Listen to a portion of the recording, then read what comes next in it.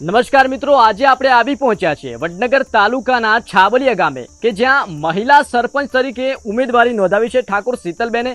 તો આજે આપણે શીતલબેનને કેટલાક પ્રશ્નો પૂછીશું કે આ ઉમેદવારી નોંધાવવા પાછળનું કારણ શું છે કે શીતલબેન આ જે સરપંચની ઉમેદવારી તરીકે તમે જે નોંધણી કરી છે તો આ પાછળનું કારણ શું જાણી શકાય?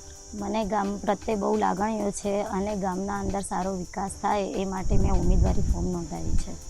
ગામની અંદર વિકાસ થાય અને ગામ પ્રત્યે લાગણીઓ છે, તો હું જાણી શકું કે ગામની અંદર કેવી એવી અડચણો છે કે એવા કેવા કાર્યો છે કે જે અધૂરા છે, જે તમે પૂરા કરવા માંગો છો?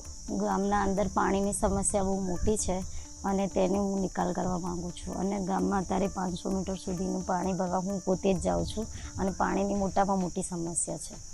શીતલબેને વાત કરી કે પાણીની સમસ્યા છે અને 500 મીટર દૂર એ પોતે જ જે સરપંચનું ફોર્મ નોંધાવ્યું છે, ઉમેદવારી નોંધાવી છે, એ પોતે જ 500 મીટર દૂર જાય છે પાણી ભરવા માટે। તો આવી પણ ઘણી સમસ્યાઓ છે જે તેનો નિકાલ લાવવા માગે છે અને તે વિકાસ કરવા માગે છે ગામની અંદર। શીતલબેન, જો તમે સરપંચ તરીકે ચૂંટાઈને આવો છો તો તમે ગામની અંદર કેવો વિકાસ જોવા માંગો છો? હું ગામની અંદર આપણા છાબલિયા ગામના અંદર ઘણા ખરા લોકોને રહેવા માટે પાકા મકાન નથી, તો તેમના સુધી આવાસ યોજનાનો લાભ મળી રહે તેવા હું પ્રયત્ન કરીશ।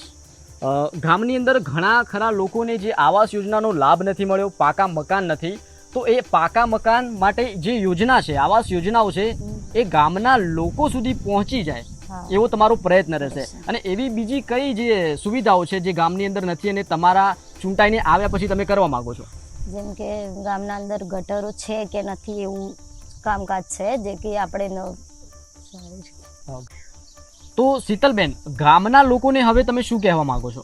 વહાલા મતદાર ભાઈઓ તથા બહેનો અને વડીલોને મારા જય માતાજી। છાબલિયા ગામમાં સરપંચ તરીકેની મેં ઉમેદવારી ફોર્મ ભર્યું છે અને હું સમગ્ર ગામના લોકોને અપીલ કરું છું કે મને જંગી બહુમતીથી વિજય બનાવે અને સરપંચ તરીકે મારી પસંદગી કરે તેવી હું અને ગામના લોકો વિકાસ માટે સહભાગી બને તેવી વિનંતી કરું છું।